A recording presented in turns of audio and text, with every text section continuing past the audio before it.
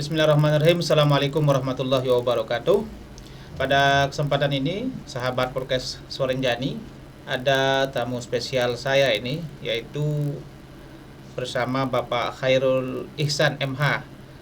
Beliau ini adalah Ketua Forum Komunikasi Kepala Desa Lombok Timur. Dan pada kesempatan ini kita akan berdiskusi tentang bagaimana anggaran desa yang akan dilaksanakan pada tahun 2026 ini dan bagaimana Koperasi Merah Putih juga, dan kita akan berdiskusi sama beliau. Assalamualaikum warahmatullahi wabarakatuh, Pak Ketua. Waalaikumsalam warahmatullahi wabarakatuh. Baik, sehat suasananya. Sehat. Baik, sahabat podcast Suarenjani, kita akan berdiskusi sama beliau tentang bagaimana melihat ini Pak Ketua tentang DD dipangkas 70 sampai bahkan 80%. Nah, sebenarnya kita melihat kondisi ini seperti apa gambaran dulu Pak Ketua ini terkait dengan fungsi DD dulu sementara ini, sebelum nanti kita bagaimana komentar pelungkuh terkait dengan pemotongan itu. Silakan Pak Ketua. Oke, sebelumnya saya menyapa para pemirsa Suara Rinjani dulu ya. Selamat malam para pemirsa Suara Rinjani di mana saja berada. Alhamdulillah pada malam hari ini saya berada di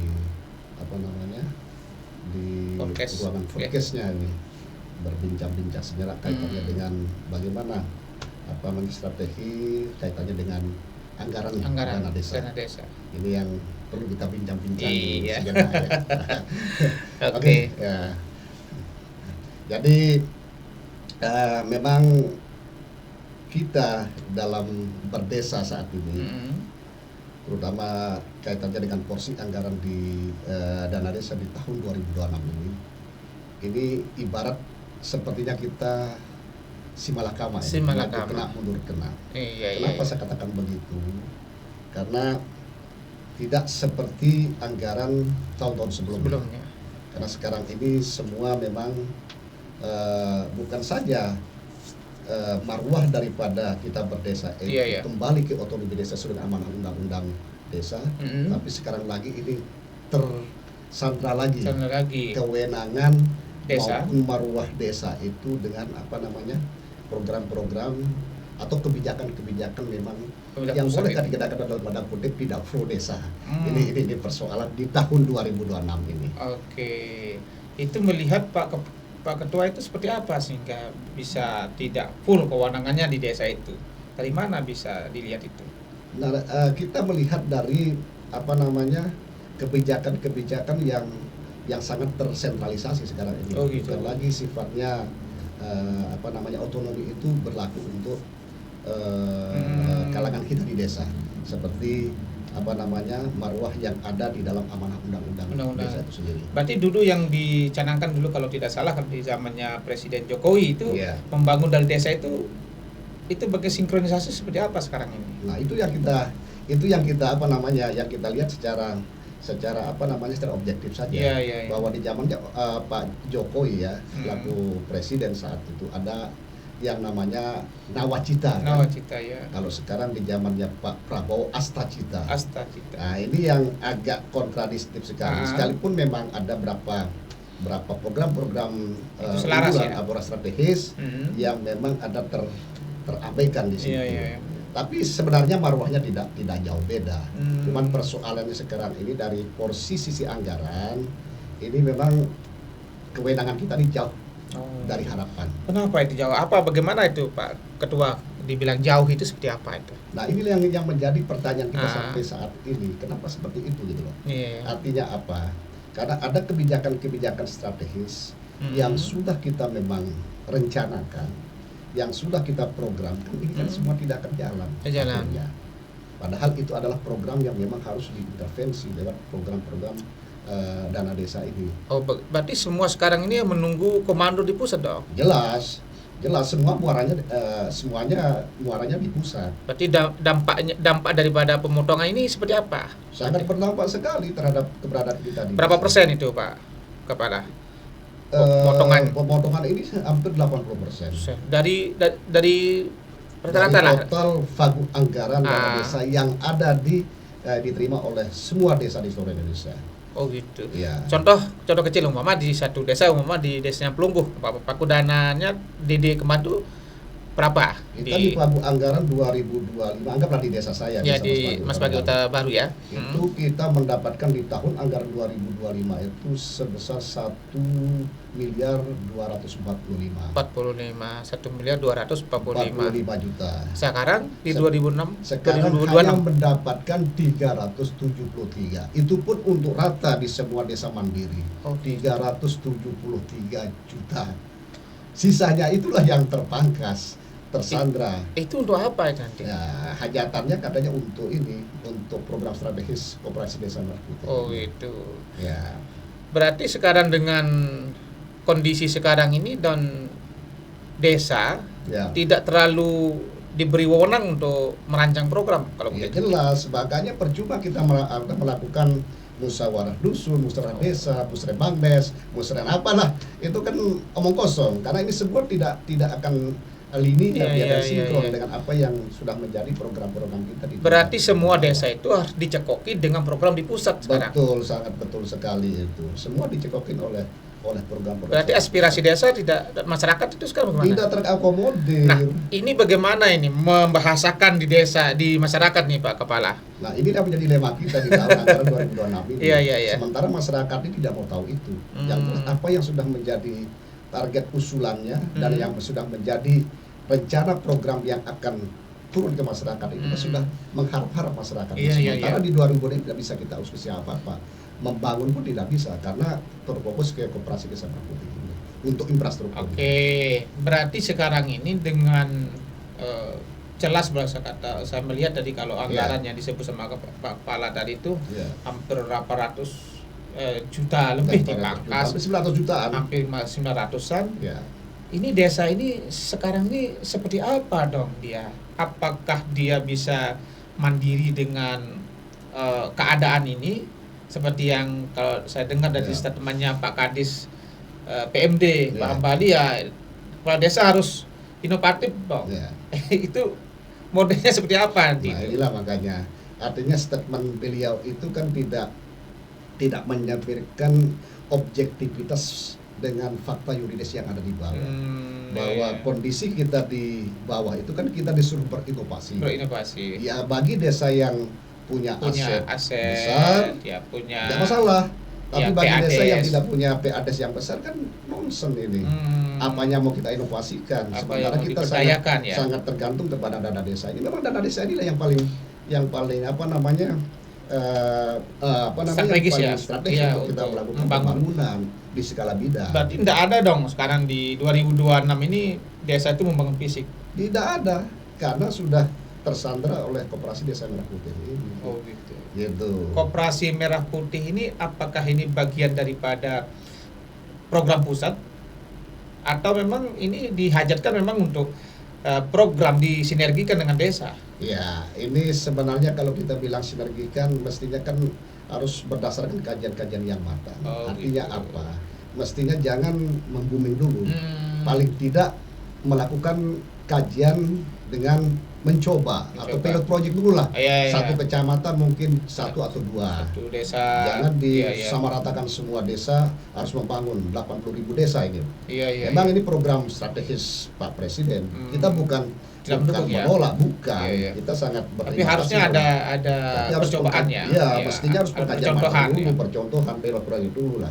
Ini jalan tidak langsung langsung secara merata membooming semua desa itu harus membentuk. Berarti dong kelabakan dong desa-desa ini sekarang. Jelas. Inilah ibarat program ini suka tidak suka, senang tidak senang yang sudah terima. Tapi ibarat tikus itu mati di lumbung padi, dibakarin ya. Gitu loh. Itulah ibaratnya gitu kan. Baik. Jadi memang kalau kita bicara tentang DD yang dianggap dulu sempat menjadi polemik ini ya, karena ini kesempatan desa untuk tanda kutip cawe-cawe anggaran, itu sebenarnya tidak berkaitan dengan itu sebenarnya ya. Artinya mau anggaran besar ketika tetap juga menggunakan rancangan yang jelas kan penggunaannya. Jelas. Iya. Karena pengelolaan dana desa ini kan semua melalui mekanisme dan Ya, musrendes, formulasi ya. yang jelas. Mulai dari musrenbang dus, Iya, musrenbang des, malah sampai ke level musrenbangda kan daerah. Itu semua Sampai, disinkronkan ya semua programnya. disinkronkan, harus linear semua. Nah, ini yang menjadi persoalan kita, sehingga apa? Bagi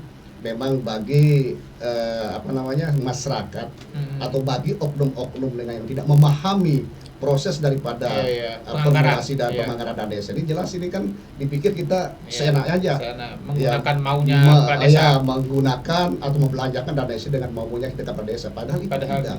Semua sudah tersistem, semua sudah teraplikasi dan sangat rigid. Tidak boleh sedikit aja tidak di sistemnya ditolak. Gitu. Bahkan semua desa buat pelang ya. Semua desa buat pelang. Anggaran itulah itu. Makanya yang paling transparansi terhadap anggaran itu adalah desa. Daerah mana kita lihat memampang APBD-nya. Hasil desa semua belanja maupun baik dari dana transfer belanja maupun pembiayaan maupun pendapatannya semua tercantum di situ ya. Semua tercantum rapi kalau di desa itu. Paling transparan desa. Oke, berarti menepis dugaan bahwa kong kali kong anggaran di desa anggaran ini tidak benar sebenarnya. Tidak benar, karena itu biasanya bagian dari oknum-oknum yang merasa memang tidak pernah merasakan kan bagaimana sebenarnya porsi dana desa ini dan pengelolaan dana desa ini. Sangat sekali hati-hati. Iya. Karena memang harus linear ya. Harus linear. Dan itu pun juga sudah diatur semua. Porsi anggarannya juga oleh pemerintah pusat. Baik. Presentasinya. Oke, baik. Kita kembali ke KMP. Nah, ini sangat menarik kita bicara KMP ini karena mau tidak mau, suka tidak suka harus dilaksanakan. Betul. Karena konsekuensi dari potongan anggaran tadi. Nah, bagaimana sekarang dengan lahan yang dibangun tempat lokasi KMP ini, Koperasi Merah Putih ini? Apakah ini harus punya lahan? Dan bagaimana kalau yang tidak punya lahan desa itu? Nah, ini yang menjadi pertanyaan kita juga yang sekarang terutama dari teman-teman yang punya dan tidak punya. Termasuk saya ini sebagai utara baru. Bagi yang punya lahan daerah baik provinsi maupun kabupaten jadi tidak ada masalah. Tapi selalu kita tekankan juga teman-teman supaya legalitasnya juga tolong diperhatikan. Sekalipun itu lahan milik daerah, provinsi maupun kabupaten, supaya tidak menimbulkan persoalan hukum kemudian. Artinya lahan itu mau lahan pemerintah daerah, mau lahan negara, pusat, daerah, itu tempat dibangunnya KMP ya. Tapi yang jelas harus alas hukumnya harus jelas dulu. Itu yang kita sarankan kepada teman-teman. Artinya siapa yang tidak senang dibangunkan? Konsekuensinya nanti apa tuh Pak? Konsekuensinya pasti yang kena siapa? Pasti kepala desa pun kebijakan. Persoalannya di situ. Makanya kita sangat pesan teman-teman ini berhati-hatilah, terutama dalam hal legalitas penguasaan lahan itu. Harus clear ya sebelum dibangun ya. Sebelum dibangun. Karena kalau tidak itu bisa jadi akan menjadi keributan. Ya contoh salah satu desa lapangannya dibuat jadi KDMP karena ini belum clear di tingkat bawah kan ribut pemudanya masyarakatnya karena itu masih sangat dibutuhkan. Makanya kita bilang hati-hatilah kalau itu masih menjadi kebutuhan masyarakat. Mungkin ada yang kita tidak suka dibangunkan dengan begitu megah kan, tapi paling tidak juga alas haknya legalisasi tidak jelas gitu loh. Nah terus itu yang punya lahan. Bagaimana kepala desa atau desa yang tidak punya lahan untuk membangun KMP ini? Nah ini yang menjadi pertanyaan yang menarik. Karena karena ini yang kita alami. Nah bagi kami yang tidak punya lahan itu kan sudah membuat pernyataan juga bahwa kami tidak mempunyai lahan baik lahan provinsi maupun kabupaten. Sehingga kami minta solusi atau jalan keluar. Ya mungkin bisa saja lewat impres juga gitu loh. Mungkin bisa membeli. Ini yang belum ada jawaban sampai saat ini. Apa tidak masuk di anggaran KMP itu? Itu tidak. Tidak ya, beda karena itu untuk produk pembangunan gerai. Oh gitu. Tidak masuk dalam pembebasan, tidak masuk dalam lahan, pembebasan. belum diatur gitu. Belum diatur. Nah, inilah yang Oke. kita sayangkan sebenarnya. Mestinya kalau memang pemerintah pusat ini mau semua desa itu punya KDMP ini, ya, mestinya juga harus diatur. Disiapkan dulu lahannya. Ya, terkait dengan kalau tidak ada desa yang tidak punya lahan sama sekali. Itu banyak ya? Banyak malah setengahnya desa. Kalau di Lombok Timur, di pengetahuannya Pak Ketua Lombok FKKD. Timur kemarin yang masih artinya sekitar 150-an lebih. Yang hampir, sama sekali hampir setengah. Hampir lebih dari setengahnya. Gitu. Itu pun setengah yang sudah punya lahan itu masih dalam proses. Masih dalam apa gitu. Karena lahannya dipakai oleh masyarakat. Lahannya masih dipakai atau legalisasi juga belum jelas. Itu harus dikelirkan ya. Harus dikelirkan. Dan Pak Ketua sudah bicara ini. Mari kita bicarakan makanya sama Pak Dekat. Mari kita diundang semua. Terus desa. Apa untuk jawabannya dari pihak? Mana yang dalam proses, mana yang tidak punya lahan sama sekali, mana yang punya lahan tapi bermasalah, itu semua diadukan kemarin. Sehingga kita berikan masukan kepada Pak Dandim, mudah-mudahan ada solusi. Dan Pak Sekda juga menjawab kita sedang bersurat ke Kementerian Dalam Negeri. Berarti masih belum ada gambaran dulu. Belum ada gambaran sampai saat ini. Apa yang diharapkan oleh pihak desa kalau yang tidak punya itu seperti apa? Ya kita berharap ada solusi. Paling tidak contohnya? Ada impresnya juga gitu. Atau impres yang sudah ada ini diperbaharui lagi dengan pengadaan. Berarti harus ada nomenklaturnya untuk pengadaan itu. Nomenklaturnya untuk bisa mengadakan lahan. Kalau tidak punya dengan cara membeli kan. Kan itu jalan keluarnya. Kalau hanya kita diperintahkan mencari lahan milik pemerintah daerah, provinsi maupun kabupaten, sulit ya. Wilayah semua desa itu ada seperti atau tanah pecatu kita betul ada tapi kan posisinya tidak strategis. Bahkan di tengah-tengah namanya sawahan jauh dari malah ada pecatunya juga di desa lain. Karena pemekaran itu ya. Pemekaran. Nah, itu yang diharapkan dari pihak FKKD ya, terutama sebagai pengayom teman-teman di desa sebagai itu. Penyambung komunikasi teman-teman, sebagai pengayom pelindung teman-teman, itu yang diharapkan sama teman-teman. Alas hukum. Yang pertama alas hukum. Alas hukumnya legalitas formal dari lahan itu. Yang kedua yang tidak punya lahan itu seperti apa mekanismenya. Betul. Apakah diadakan oleh pemerintah pusat atau ada nomenklatur khusus nanti. Itu ada nomenklatur khusus yang memang kita diizinkan untuk mengadakan lahan. Sekalipun itu memang kita pakai sumbernya juga dari dana desa. Gitu loh. Jangan semua dana desa ini tersedot di pembangunan gerai ini gitu loh. Paling tidak karena mungkin bangunannya ada kalau tidak ada lahannya kan. Itu yang tadi dipikirkan sama pemerintah pusat. Jadi taunya yuk siapkan lahan saya bangunkan gitu. Iya, taunya pemerintah pusat ini kan silahkan cari lahan milik pemerintah. Baik pemerintah pusat, provinsi, kabupaten. Tapi kan tidak semua punya ya. Ini menjadi kendala sendiri ya. Menjadi kendala sendiri. Sementara ini kan program strategis sifatnya wajib harus ya. Mau tidak mau. Target KMP ini harusnya tahun ini 2026 harus selesai atau gimana? 2026 sebenarnya harus clear. Clear ya. Artinya program ini sudah jalan kan? Iya, program ini on the track, sudah 2026 sudah jalan. Tapi kan masih banyak yang belum. Dengan persoalan-persoalan sekarang ini masih banyak, malah setengahnya lebih dari setengahnya desa yang belum tertangani. Berarti Pak Ketua melihat program KMP ini di 2026 ini sulit bisa berjalan sepenuhnya. Saya masih wanti-wanti, bukan sulit tapi masih mewanti-wanti. Karena apa kita mau cari juga formatnya seperti apa juga kita belum tahu. Ada enggak yang desa yang sudah membangun KMP? Kalau desa yang sudah membangun sudah banyak beberapa desa sudah jalan. Ini sedang dalam proses.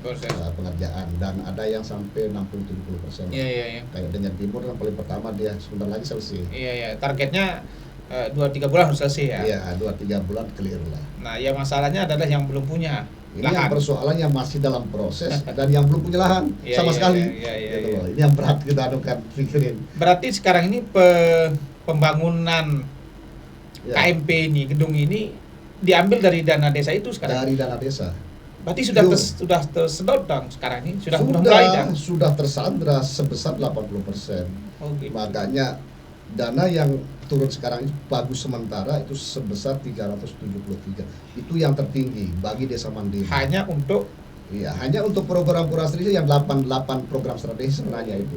Tapi porsinya paling kan tidak seperti porsi yang kemarin. Baik. Pasti banyak program-program kita yang akan jalan. Oke, baik. Ini menarik ini Pak Ketua berbicara dengan KMP ini, karena ini kita belum punya gambaran juga ini, karena memang KMP ini belum ada contoh ini apa berhasil tidaknya program. Tapi apapun itu program pemerintah, kita mungkin positive thinking aja bahwa ini baik tujuannya, ya. Tapi kira-kira nanti kalau sudah ada kalau sudah jadi nih GRE-nya atau KMP-nya nih, apa itu bentuk-bentuk proses yang kegiatan itu yang ada memang nomenklaturnya atau memang belum? Nah, belum ada yang jelas memang nomenklatur yang mengatur kegiatan-kegiatan Kopdes.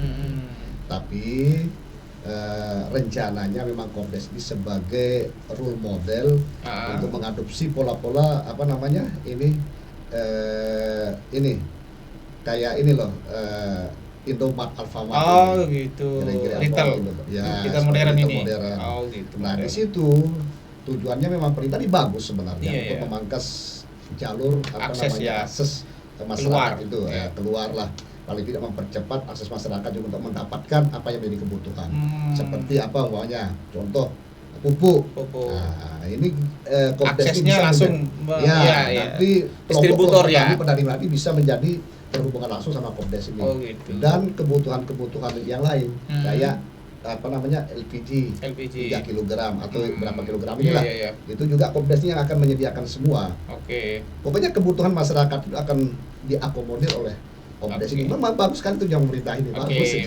Jadi cuman sekarang prosesnya ini yang masih agak menjadi kendala cuman prosesnya inilah yang menjadi kita dalam tanda kutip masih menjadi kebingungan karena belum ada nomenklatur yang jelas. Berarti dengan tanda kutip dikorbankan dulu nih program-program strategis pemerintah desa ini. Betul. Jadi nah dengan tahunya paku anggaran dipotong sampai 80% ini, bagaimana ini program desa?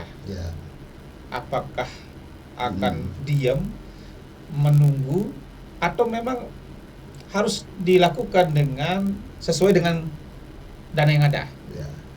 Ya itulah ya seperti saya katakan tadi, bahwa diam kita juga salah, berbuat pun juga salah. Seperti Simalakama. Artinya apa? Karena ini anggaran ini memang sudah terporsikan sebegitu, mau tidak mau kita harus terima tapi kita terima pun mau buat apa? Program-program strategis yang masuk dalam asta citanya presiden yang sekarang ini kan tidak jalan, seperti apa stunting, terus program lainnya lah, ini yang kontradiktif saya pikir. Dari mana kan? Dari mana kita? Sementara kita disuruh inovasi. Kita berinovasi bagi desa yang punya PAD tinggi. Tidak masalah.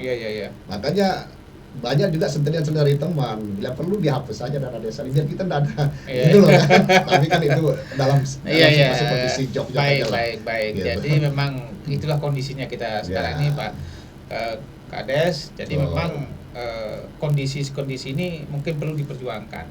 Nah, mungkin terakhir, bagaimana sarankah atau bagaimana harapan kepala desa tentang program-program pemerintah ini supaya betul-betul selaras, artinya tidak menjatuhkan atau merugikan pihak-pihak, bukan artinya merugikan tapi sampai sinkronisasi anggaran cukup repot mungkin untuk desa itu bagaimana kedepannya? Ini yang kita berharap khususnya kepada pemangku kebijakan terutama pemerintah pusat ini, saya pikir bisa mendengar kita, bisa mendengar keluhan kami ini pemerintahan yang dari bawah dan yang berhadapan langsung sama masyarakat kita. Karena kalau ini tidak diberikan kebijakan yang memang elegan, artinya untuk mengkondisikan apa yang menjadi kebutuhan kita masyarakat di bawah, terutama di kebutuhan masyarakat, ini kan sama halnya mematikan konsep kita berdesa. Jadinya otonomi desa itu sudah tidak ada artinya. ibarat sekarang ini kita dipangkas, dipangkas, dipotong, ya. diamputasi. Ibarat sekarang kita ini dilepas kaki kita tapi tangan kita diikat. Ini persoalannya, gitu loh. Kaki kita dilepas kemana-mana, tapi tangan kita diikat. Kita bisa berbuat apa-apa. Ya. Inilah. Ini perumpamaan. Perumpamaannya. Kondisi dana desa betul, sekarang ini yang dipotong itu. Oke. Harapannya tentunya untuk bagaimana ini desa berdaya guna ini sekarang. Ya harapan kita paling tidak pemerintah pusat segera melakukan sinkronisasi, artinya kebijakan yang lebih elegan. Paling tidak melakukan penyesuaian sesuai dengan kebutuhan dasar kita yang ada di tingkat. Tidak hanya kepentingan pusat saja kan? Tidak punya kepentingan pusat saja. Ini bagus ini program Polres Seribu ini, tapi jangan terlalu kita ditekan. Ini kan fleksibel, kita untuk mengatur, mengolah apa yang memang menjadi kebutuhan supaya kita. Masyarakat bisa supaya berdaya masyarakat juga bisa berdaya. Jadinya desa itu bukan sekarang ini bukan berdaya, tapi tidak berdaya dengan kebijakan memang yang tanda kutip ini masih semuanya diambil. Cukup meresahkan. Baik, terima kasih Pak Ketua atas diskusinya pada kesempatan ini, dan kita cukup saja diskusi sama Ketua FKKD Lombok Timur Pak Khairul Ihsan MH, dan mudah-mudahan ini bisa menjadi referensi pemerintah ke depan dalam membuat program, menyusun program, harus menyerap aspirasi masyarakat di bawah agar program ini tidak tanda kutip bisa maksimal berjalan dengan baik, bisa memberdayakan masyarakat. Itu mungkin yang kita harapkan juga Pak Kades, sama saja kita bagaimana masyarakat kita berdaya. Gitu. Baik, terima kasih atas perhatiannya dan terima kasih atas waktunya Pak Kepala Desa, Pak Ketua. Mohon maaf atas segala kekurangan. Terima kasih. Wassalamualaikum warahmatullahi wabarakatuh. Waalaikumsalam warahmatullahi wabarakatuh.